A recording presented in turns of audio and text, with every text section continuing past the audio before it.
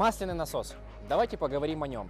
На предыдущих версиях мотора у нас был более сложный масляный насос. Что именно? У нас была более сложная система балансиров, более сложная система стенок и переходов.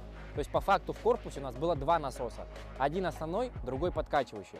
В данной версии мотора по факту мы видим сильное упрощение. То есть у нас по факту один редукционный клапан и два клапана с балансирами и шестеренками, то есть которые выполняют роль забора и нагнетения давления в масло в систему. Ну, мне не совсем понятно, почему было такое сильное упрощение. То есть по факту, если вы упрощаете, то тогда это должно работать лучше. А так по факту вы со сложного перешли на простое.